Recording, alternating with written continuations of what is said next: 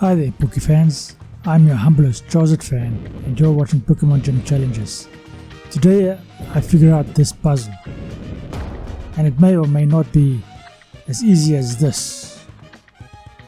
Now traditionally I like to throw both of those rocks into their respective holes, but since I've been struggling with this one so long, I decided to only do the one because that's all you actually need to get to this door over here.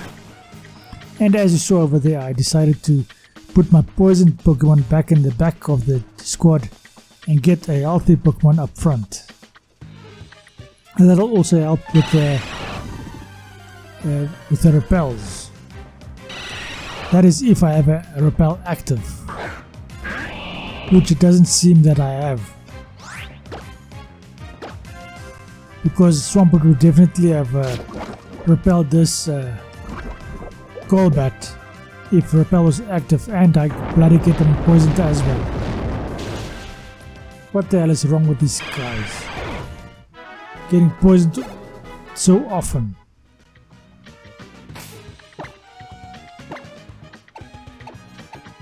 Now I have to switch him back as well. Sooner or later my entire squad will be poisoned. Okay, there's a TM over here. Earthquake. That'll come in very handy for my squad, considering I have a full ground squad. Now the question is, who shall I teach it to? Let's find it. Okay, basically everyone can learn it. The Bravo already knows it because he learned it by level up. Okay, I'm gonna give it to Crocorock. Torterra also knows it already by level up.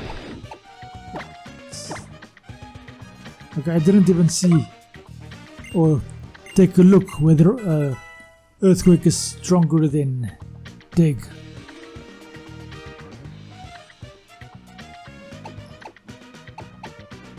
Shall I teach it to the rest of them as well?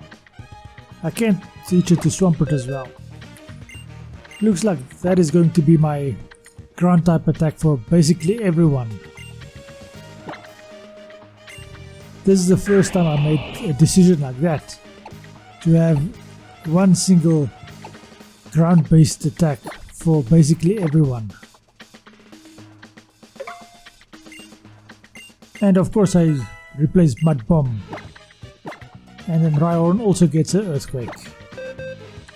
I mean, he does need a stronger earth-based or ground-based attack than Drill Run.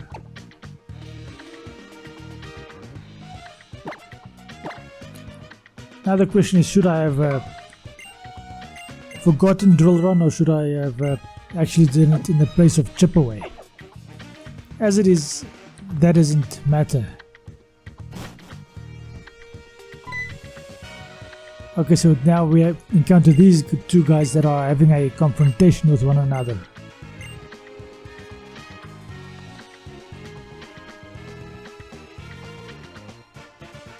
Now this lovely scene plays out.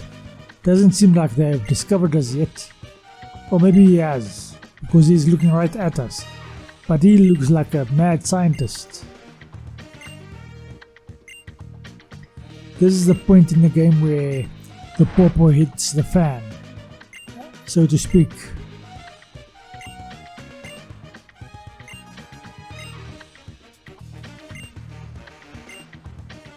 And as always, feel free to go back a little bit, pause the video if you want to read any of this dialogue. As for me, I am just going through it as quickly as possible, just pressing A or smashing A as we get through this, getting a sore finger in the process.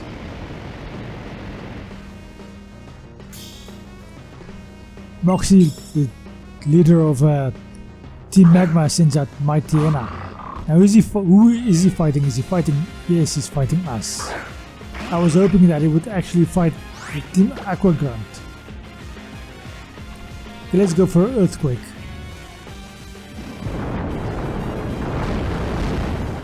That unfortunately did not take out the Mightyena. And now we get slowed down as well. Okay, Dragon Breath should... Okay. Bloody chicken. I wonder how much Dragon Breath will do against the Reason. Not all that much. Okay, Rock Slide. Because Reason probably has limited. He goes for Explosion. Helps me defeat him. Now that only is relevant if Vibrava survives, which he doesn't. Which means I lose all of that experience that I could have gotten. Which makes me the Helen. That is a bloody spiteful way to prevent me from getting any experience.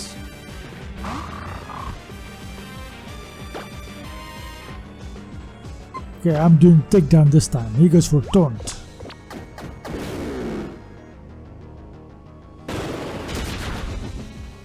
That just means that I have to do a bit more grinding at the end, because they prevented Vibrava from getting any experience over there. Another bloody Crobat.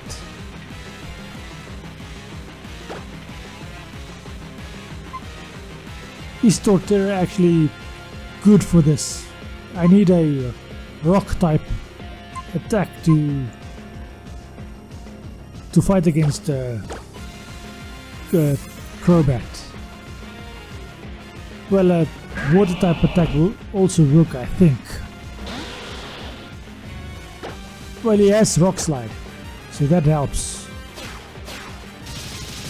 That did quite a lot of damage. Why doesn't the bloody Rock Slide take him out? That is bloody unfair. Should I do the... Okay, I'm not doing the Mega Evolution. The only reason I would have had to do the Mega Evolution is if I reasonably suspected that he would heal up. But in all the times I've played this game, they never heal up at this stage. They always heal up if this is an Elite Four game or battle. Camerupt is next. I may as well stay with Swampert,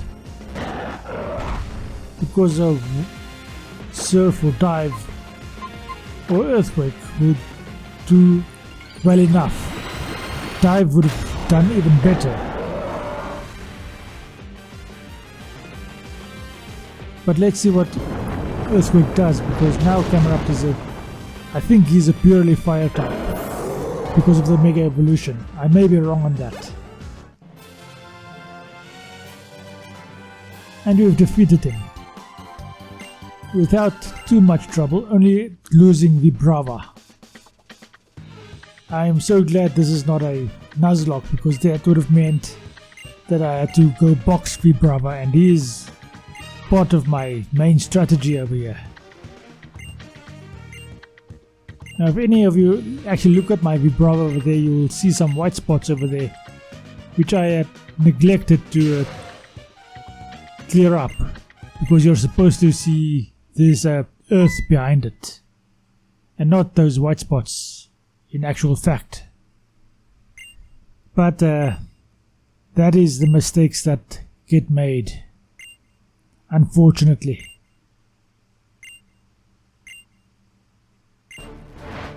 Okay, so he just goes on with his plan. We defeated him, which means that he's not actually supposed to be able to do what he's doing. We should be able to overpower him, seeing as we still have Pokemon left. So why is everybody leaving him to do whatever he wants? Now, if I read the dialogue, I might know what that is all about. You guys could be kind and tell me what it's all about in the comment section below. It really does help my algorithm if you do comment in the comment section. Also, please consider subscribing to the channel, leaving a like and sharing it with your friends. Now let's see what happens next.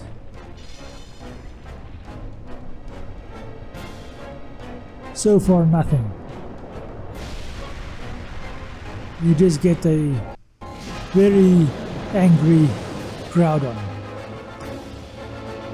And for some reason he has managed to create a molten lava island in the middle of the ocean. That should not really be a thing. But it goes to show his power, I think. He's able to melt the earth and walk on dry land even though he's in the middle of the ocean. And he escaped this lava pit over here. Which means now we have to go out of here and go and find him and capture him. Or fight him. Calm him down somehow.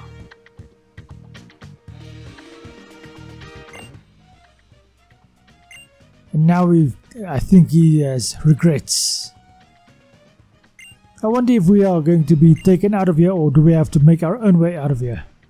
So far these generation of games have been very handholdy, so I suspect that they will take us out automatically. That is the word I'm looking for. As soon as all of this dialogue is passed. Now this time I'm doing the dialogue a bit slower so that you guys may read it, but I think while I was playing the game I was also reading it. And if I had caught on to that earlier, I would actually be reading this dialogue in order to have something to say, instead of having to think something up on the fly.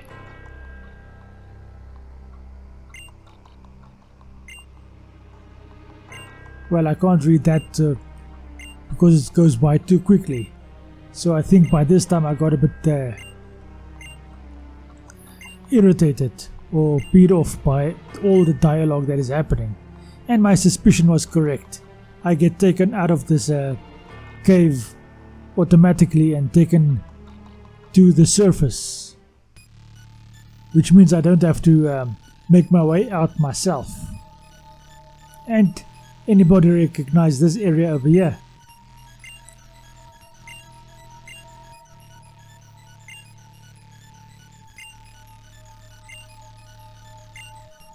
Okay, yeah, now he's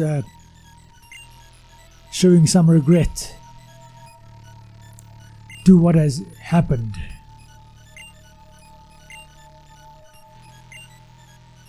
And still we have a ton of dialogue going on. Now, for those who like reading, that is not too bad, but I'm wondering when Game Freak or whoever creates the next Pokemon will start adding voice actors to these games so that you don't need to read everything yourself.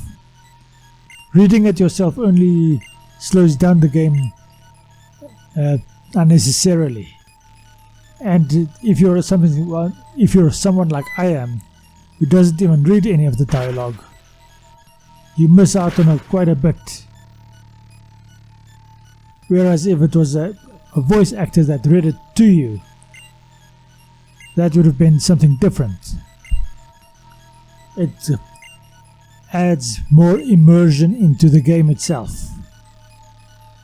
Granted, I wouldn't be able to do my voiceover like this if there was a dialogue that was being read, because we would be competing for the same sound bits. And he manages to fly away just fine from there, and he manages to fly to there.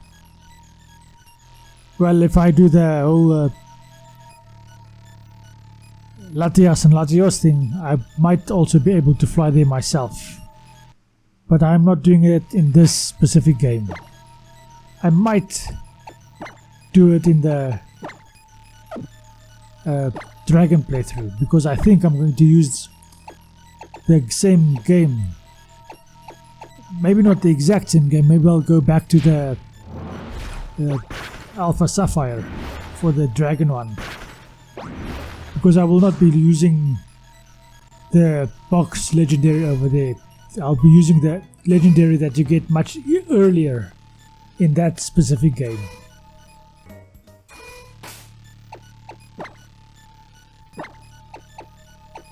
Let's... can I fly to here? Well, I have to find my way into that volcano over there. Okay, so there you see I'm trying it with my mouse as well, and it doesn't actually want to allow me to fly to there, so I have to actually surf all the way to Monotype City. That's where I want to be. I wonder if I just enter the general water territory, if I can fly to the gym, or do I actually have to be in the city to reach the gym? So that didn't work at all for me. That means I have to surf all the way across this body of water and find the underwater entrance to Monotype City. Finding the underwater entrance to the cave where Groudon was based was not all that difficult. But this is going to be a little bit more challenging. I activated the rappel over there. Hopefully that'll be sufficient. Now technically I can fight that fisherman over there, because I don't think I've fought him before. But to be honest, I just want to get to Monotype City. I don't want to fight anybody at all. Now the question is, how do I get into the water space of the Monotype City volcano?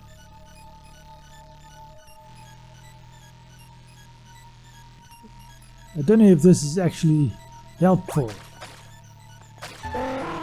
but I have to go through all of this water in any case, so I may as well do it right now.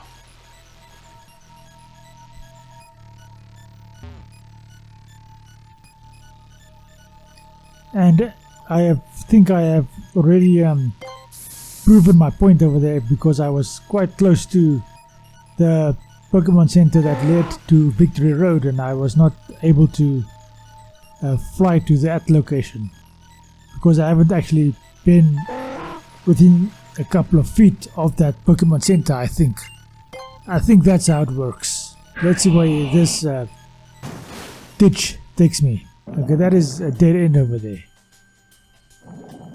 I can go across over there. Let's not encounter that diver over there. Well, at least I can come right up to the diver. Nothing happens. Should I try and talk to the diver and see if that results in a fight? It probably will.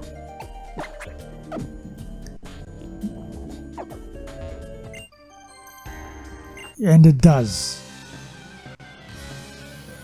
This is actually quite a good visual effect. I wonder how she's fighting. I wonder how I am fighting, because we're underwater and there's no way of calling out any of their attacks. And I'm going to switch out to Torterra because of my 4 times advantage against a rock and water type. And he goes for Endure. He should have gone for a water type attack because of my ground typing. And Seed Bomb should take him out. And it does. I thought it was going to be left with 1 or 2 HP. Or she. I think that's a she. That wetsuit looks really good on her, by the way. Okay, there's a location that I can go back to the top again. Don't know what that is, or if that actually helps. I should be right next to a town or something, but that doesn't actually help me because it's right on the other side of this body of water. Oh, but it does help me before this effect over here. So here is a nice place to put some secret bases, but any of those, the NPCs that do search for your secret base is bound to find it. So it doesn't really help at all whatsoever.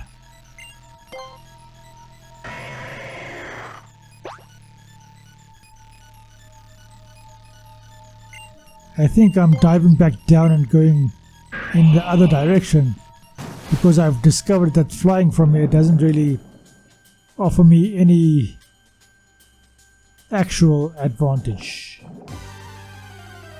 Now, did my repel run out? Anyway, this is where you'll find Chin Chow if you want one. It's a bit late in the game to get that specific Pokemon, and I don't know if it has the most optimal moveset. I remember when I did my electric playthrough, I showed the most optimal moveset for Chin Chow, or actually Lantern, to have. You need an attack that encourages your survival long term. Then you need something like Soak, which is not available for Lantern in this game. Soak causes your opponent's Pokemon to be changed into a water type Pokemon. Just about any water type, or not any water type, just changes it into a water type. And then you need an electric type attack to take advantage of the fact that you changed your opponent into a water type.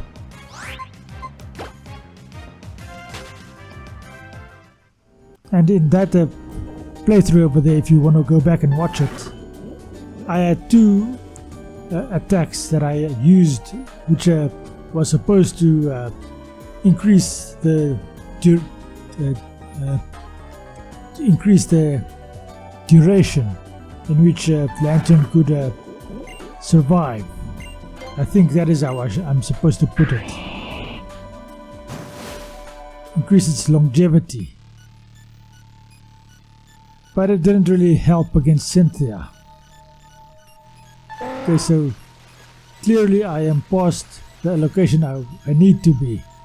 But still I'm going on to this next town over here, which is Pacifilog town, I think.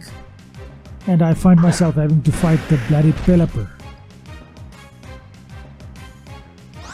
Anyway, as I run away from this Pelipper and try to make my way to Pacifilog town, and then I have to fly all the way back.